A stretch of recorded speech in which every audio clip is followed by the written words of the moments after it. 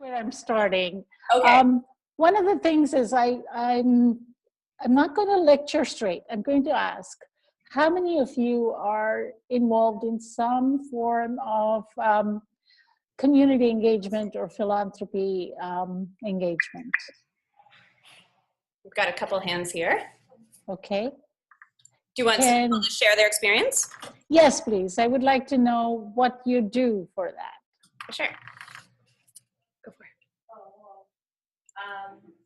I've done 2 Habitat Humanity builds, and I currently volunteer with you know what? If we're going to do let's bring it up here. Everybody get ready to move their bums off their chairs, just so for the volume, all right? we get to move. You get to move. Yeah. So come speak right to our face. There we go. I've done 2 Habitat for Humanity builds, and I currently volunteer with At-Risk Youth in Vancouver. Great. Volunteer with? At-Risk Youth in Vancouver. Okay. Anyone else? Got another person coming up. Sure.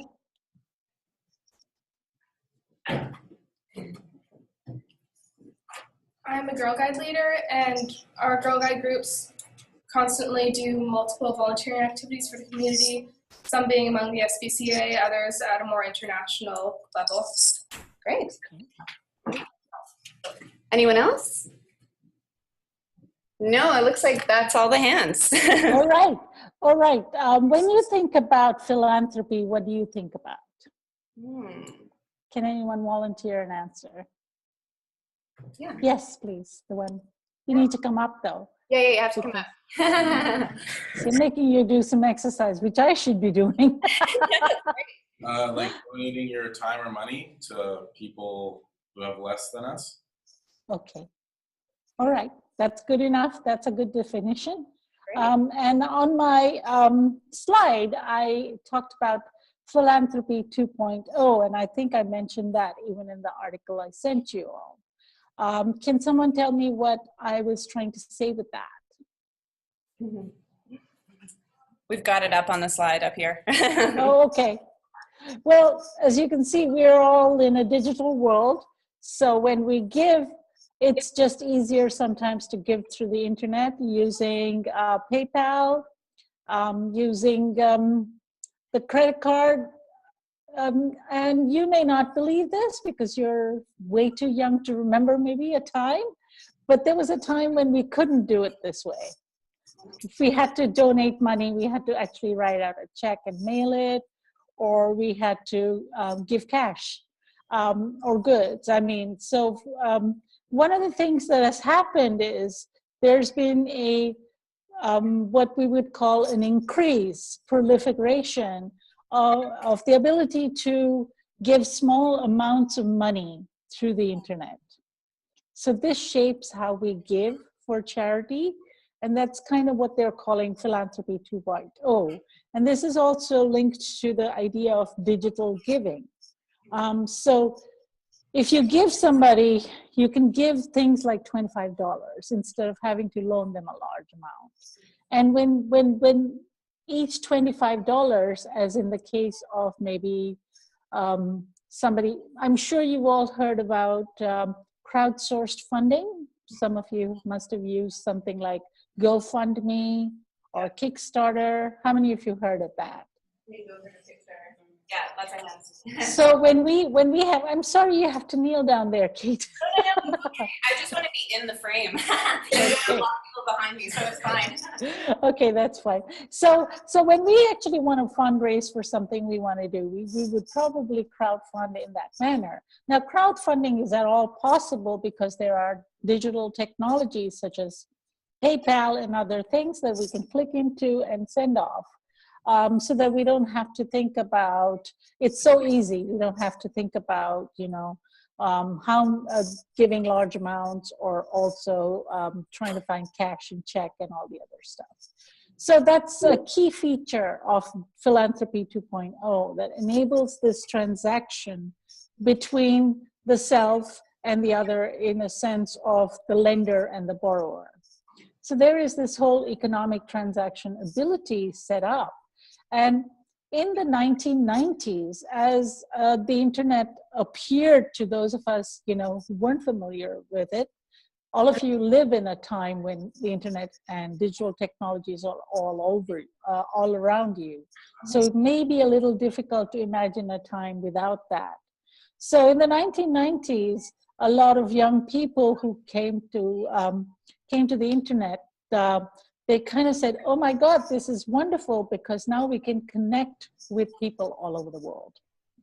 And what that meant was that in terms of those of us who want to think of ourselves as do-gooders, we were like, okay, I can sit here and I can actually, do something, connect up with the other side of the world. And then those of us who actually wanted to collect really pretty things from the world over, we realized that we could actually send out orders and buy stuff through the internet. And then those of us who've been traveling and have family back home in different parts of the world figured out ways in which we could use the internet to connect with them, but also to send money. So anyway, what I'm trying to say is the key feature is that financial transactional abilities that comes to the everyday person. This digitizing of the financial infrastructure has been happening from way before, when it became publicly available to the lay person in the mid-1990s. But once it became available to us, we have a sense of power.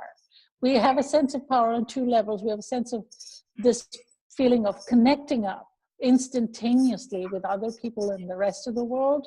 And we also can call up images and videos and sounds, and we can send them. And the other part is we can transact in money without actually transacting in physical money. So these two things then have led to the idea that philanthropy also can be done in this way. So whereas previously you might have had to physically go to places or send letters otherwise, a lot of marketing 2.0 tools are being set up which can be used for philanthropy. This shapes the way in which what I'm calling is the ITization influences and shapes non-governmental and non-profit organizations, including charity organizations. And those of us who sit here in front of the computer, wherever, in whichever part of the world, become the customers. So we are appealed to visually, textually, and otherwise to pay, to give to particular causes. So we live actually in a time of causes. There's a cause, we all are striving towards some cause. Can somebody give me an example of what I mean by a cause? Read my mind. What's a cause? What's a cause we were looking at right before we spoke with Radhika? I'm thinking just like a needy organization or a needy community, someone who's maybe not had the privileges of being a giver. Okay. Okay, that's excellent, because right there you define two things, need and privilege, which are again relative, right? And there is again this whole hopeful aspirational thing about now I can connect and therefore I can help someone in need. That's the basis of Philanthropy 2.0. Now, what I'm looking at is how this Philanthropy 2.0 starts out in a very well-intentioned way. So we have the founders of various platforms, would it be Blake McCoskey of Tom's? How many of you have heard of the Tom's Shoes Company? Yes. One for One, or whether it is Matt and Jessica Flannery of Kiva.org.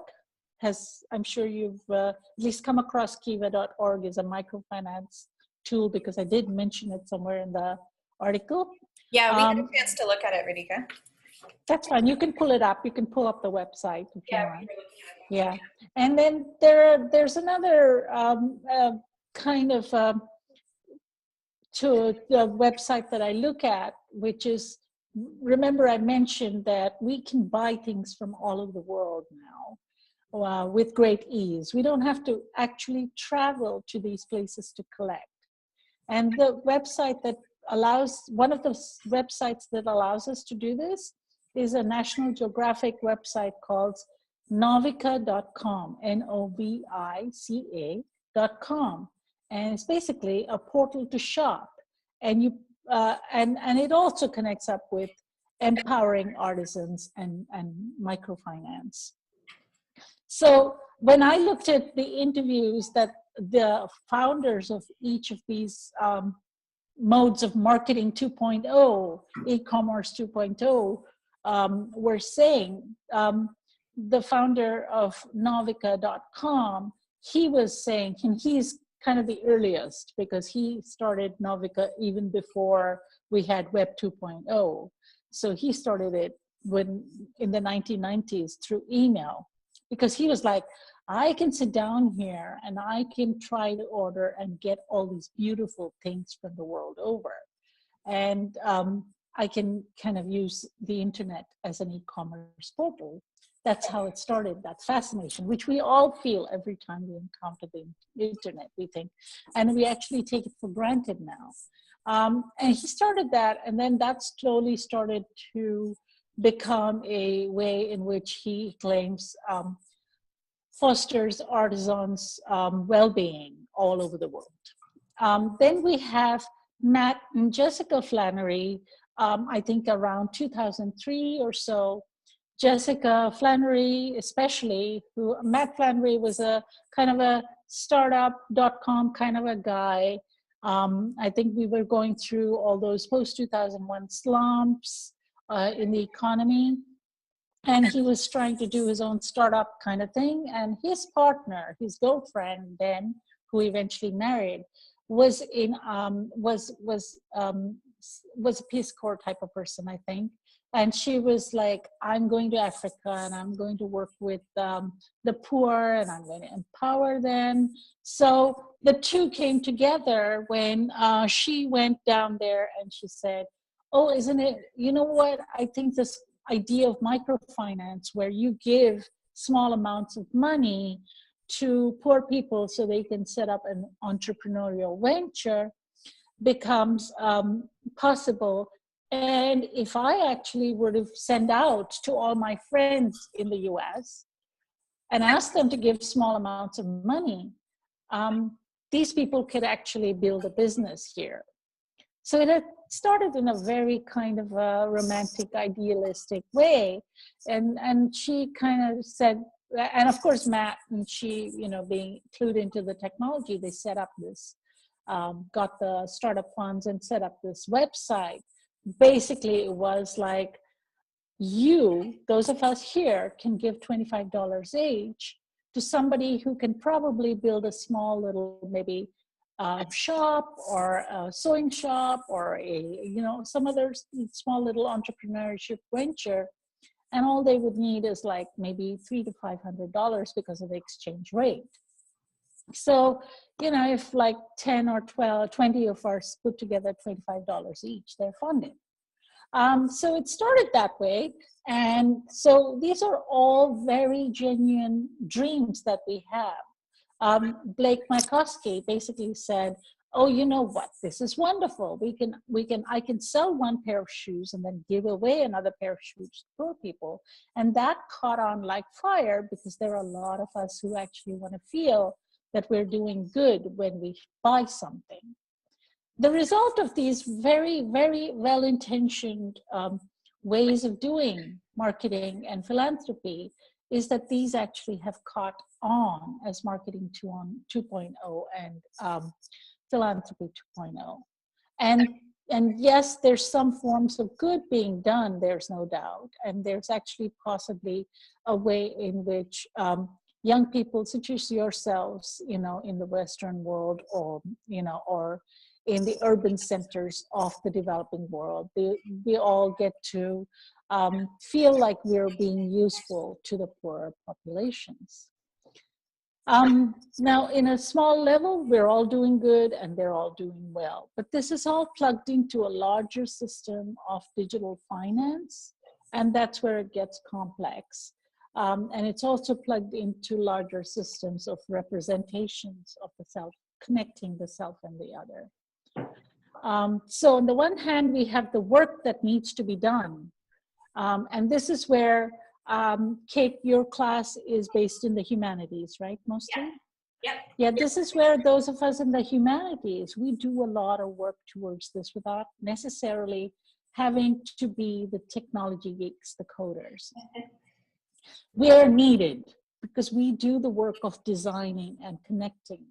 And a lot of the people doing the work, for instance, for something like Kiva.org or even Blake McCoskey's plan, are you all, are the millennials. Your generations are called, I think, between 1983 and now you're called the millennials. And the millennials are, on an average, we're told, very interested in improving the world you live in.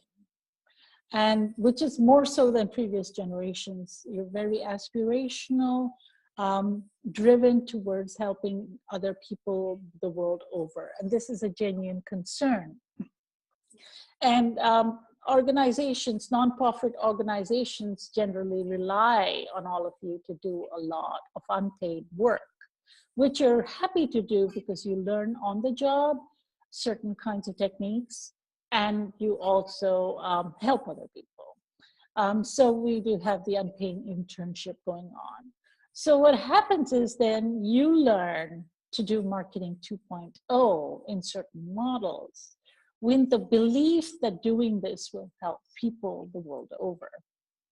In the process, there are some people being helped, but in the process also there's a whole structure that emerges of communication patterns and of almost like a stage that happens online. And those of you, I'm sure some of you, I know you're not in the United States. In the United States, we have Peace Corps. Do you have something like that in Canada? No, we don't have an equivalent to Peace Corps. No. Okay, but Girl Guides, right? So, you know. Many of us are aware of what Peace Corps does, so I think we can okay. around that. Yeah. I just want to use that as an example, but also, I mean, other volunteer organizations where you actually travel the world over and you help out. Yeah. Now, those used to be pretty much more the thing that people used to do, but now you can also connect up to doing philanthropy through all these other venues, right? Most nonprofits that come up, they come up almost like a startup. And they're based on helping other people, and they use some common tools. Some of these common tools are around organizing marketing in order to appeal to people to donate. And so sometimes what happens is there's a little muddiness over what you're exactly doing. Are you selling something? Yes, somebody wants to say something? No? Okay. That's fine. Whether you're actually selling something or you're actually talking about the empowerment of the other person. So you get caught up in the logic of a certain kind of marketing, the idea that the other is a product to be commodified and sold to the person who lends, right? For instance, on Kiva. So while good things are happening, for those of us who then are in, as I said, there is a scope for those of us in humanities and social sciences to question these models in order to unpack and make them work better. So what I do is I look at these very critically and try to unpack and demystify the ideas of what it means to do microfinance through the internet, or and ask questions about the claims of these companies that have become popular, because the goal is that by asking questions we can do it better, not just to trash them. So we agree that they started with very good intentions, so this is not like some evil plan has been hatched. But on the other hand, these good intentions can go awry when there's lots of money involved. So while in the case of some of these, I mean, in the case of Tom's, I don't think it's a non-profit. It's like a private company. They don't even reveal, they don't even reveal their numbers in public because it's a private company and they don't have to. I mean, they don't have to reveal their sales numbers in a particular way. In fact, Blake McCoskey's interview, he says, well, I'm going to tell you how many shoes we gave away, and that should give you an idea of how much profit we're making. So we have this interesting kind of a confusion between profit and charity. If you listen to the link I sent you, sometime you can listen later, of Blake McCoskey's interview, there's this whole thing of giving is a wonderful business strategy, okay? And then on the other hand, you have the idea of I'm the savior of this other person. So what we actually concretely don't know, and in fact, some of the people who volunteer may know better eventually when you volunteer and you end up going and seeing the conditions and seeing what actually happens. And I have a suspicion that those that actually get to know the context better and have to have doubts, they drop out of the volunteer space and they do something else. So because the field workers like yourselves who may end up training, for instance, for Kiva or for Tom's or other projects, you are required to do free work. You freely blog about the conditions in these countries, with minimal amount of investment in you. And you do a lot of free labor to present the images of the people who need the loans. So for instance, in kiva.org, there are people who are, what I'm saying, staged as the other who needs the loan. And the people who stage them are people like yourselves. They're taking pictures, they're following a particular path, formula, and they're blogging about their lives. And I'm sure that all of those that go there eventually get to a point when they're thinking about the issue. And then once there's a critical voice that seeps in, I think they kind of fall off. They no longer end up doing the blogging and the work. So the image that we get from everything that's put up is not so much a representation of the work that the long-term work of maturity and growth that the volunteers have. So it's not about them, it's about what's visible to us. So that becomes a text for us to engage with. And it's a visual text that people look at, and they look at it in this very binary way of self and other, us and them, lender and borrower, empowerer and empowered. And it becomes almost a kind of a static stage, which reproduces, let me say, binaries and representations and stereotypes that actually we have been working against. We have been working to undermine. We have been working as activists in different ways. Yeah. So the contradiction is that. Can I ask or interject there? Because some of the things you've spoken about are things I know that my group has questions about. That specific sort of the visual tropes, we were actually looking at that right before linking up with you on the Kiva website, because someone in the group that's going to be presenting today said, it's strange how all the men are presented in doorways in this sort of specific position, and women are presented this way and that way, and outdoors or what have you.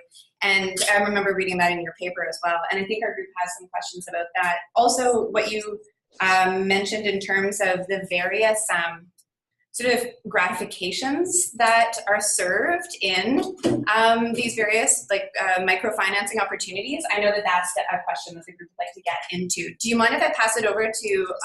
This is great. I think I gave you enough of a background and lots of inroads that I know the students. Fantastic.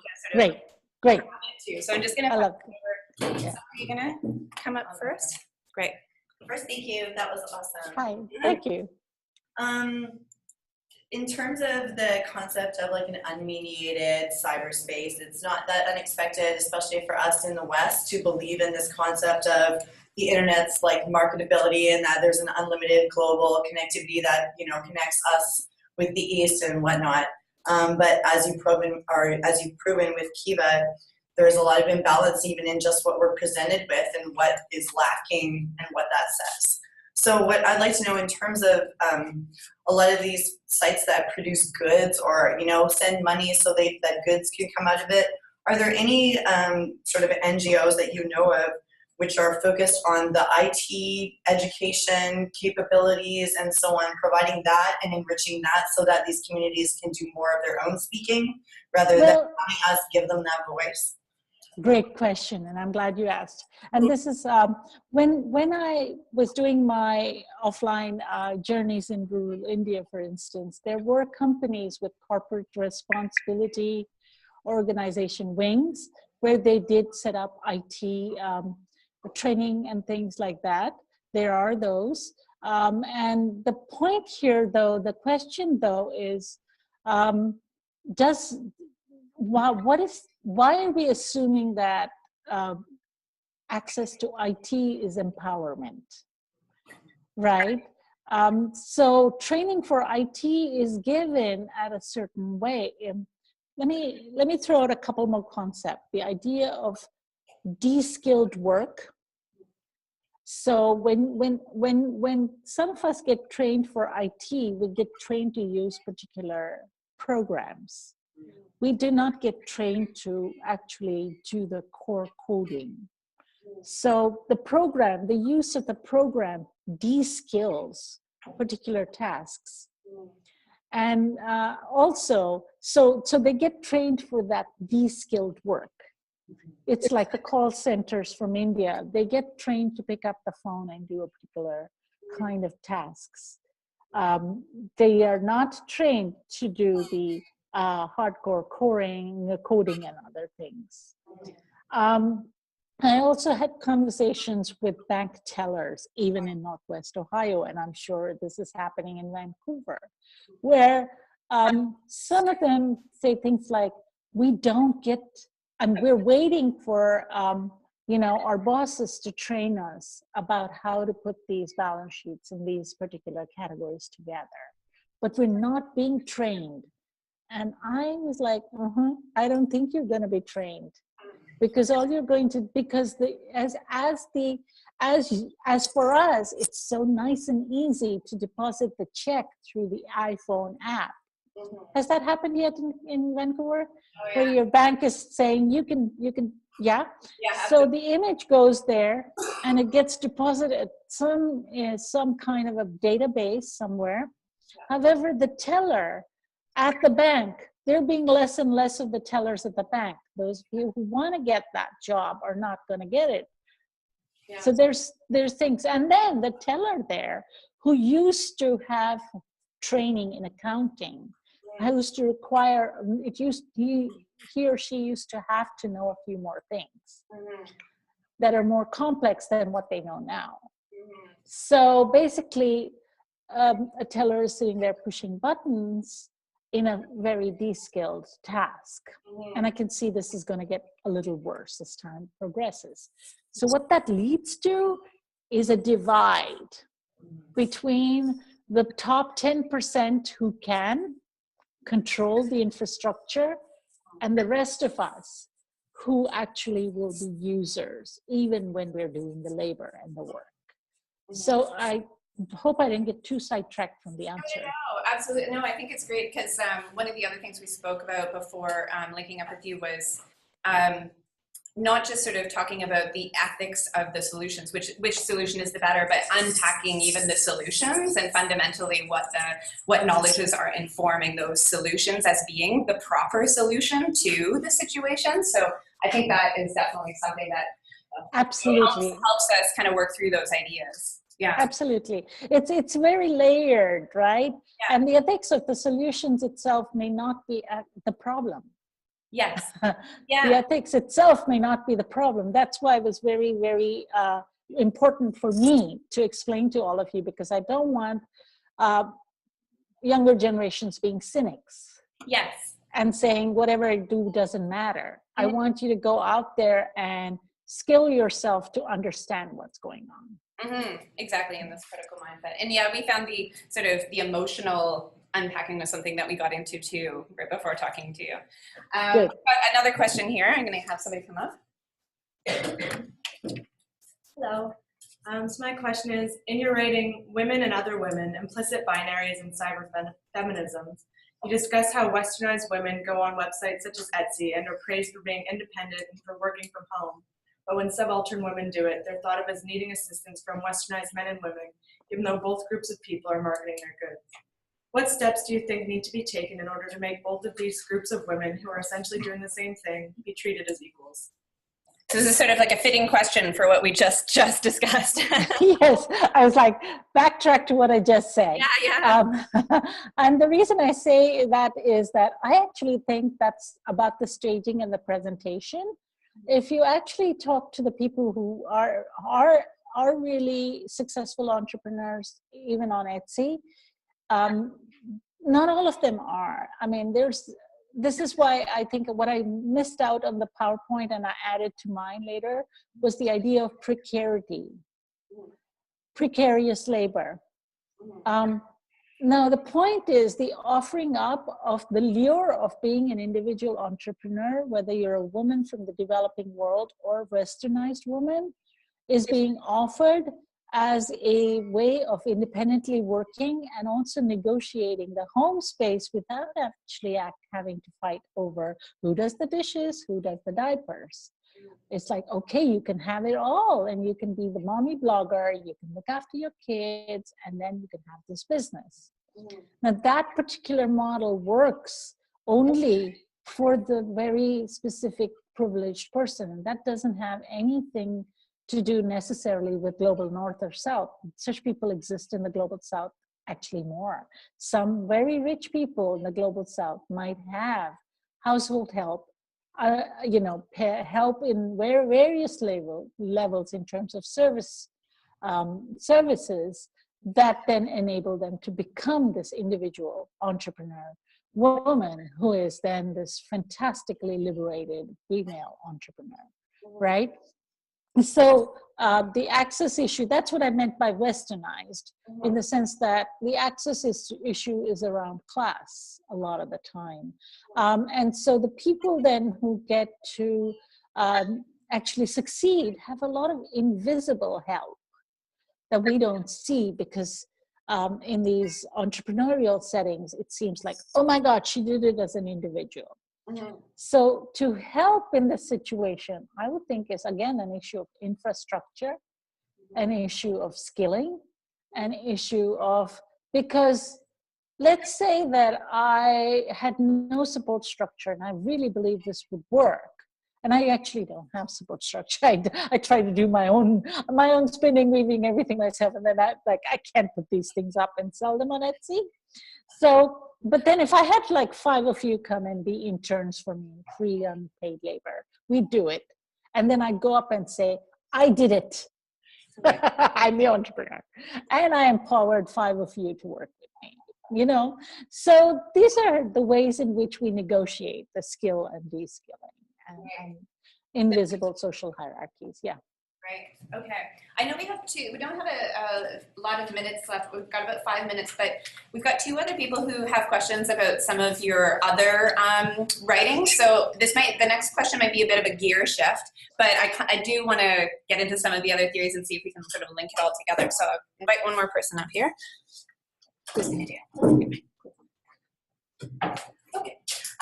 In your book, Cyber Selves, Feminist Ethnographies of South Asian Women, you use email discussion lists to create spaces and participate in dialogue with the various South Asian women. The book was published in 2004, so email discussion lists were appropriate technology at the time. If you were to conduct that research now, which digital technology would you use to connect with the same group of people? That's interesting because I've thought about that myself. I mean, by the way, that email discussion list exists as an email discussion list still. Okay. However, now with Web 2.0, things are far and wide scattered everywhere. And I'm currently, and with the focus, if I want to focus on South Asian diaspora and what I'm calling a South Asian digital diaspora, which is much, and I won't explain that now, the explanations are in some writings. It's not just people in diaspora connecting through the internet, it's also the outsourced workers and others. And in trying to write that book and trying to write those chapters, I haven't found, I mean, there are places where you can be all South Asians talking and stuff, but I haven't found that there has been a need to have, it's not so important to carve out spaces, because those spaces exist within spaces. Right. You have Facebook groups, you have YouTube around, you discuss maybe a Bollywood film, and you have offline communities of people getting together around the technologies. So, and then you have WhatsApp communities forming. So these are happening in all kinds of forms. So I could not actually make that claim of South Asian women trying to carve out a space for themselves, because that's almost irrelevant now with the everydayness of the digitality. Because one thing that I may have mentioned or may not have clearly mentioned, because it was still the heyday of, oh wow, internet. When I did that, those are of a particular class, right? And I think I did have, the second part of the book was taken up with dialogues about the subaltern women. But here now, actually, we face the issue of even so-called subaltern women having access to technologies in particular ways. So, through the mobile phone in Ghana, Kenya, India, it's the mobile phone. So it's a different terrain altogether. So that kind of claim probably can't be made. I don't know if that answers. Yeah, no, that's excellent. Great. I'm going to get everyone to give you a round of applause because you've given us a ton of things to And I'd like to applaud for you. Thank you. And thanks so much for taking the time. We are loaded with topics to continue our discussion next week. Well, thank you. Thank you for the opportunity. Thanks so much, Radhika. I'll talk to you later. Bye. Bye-bye.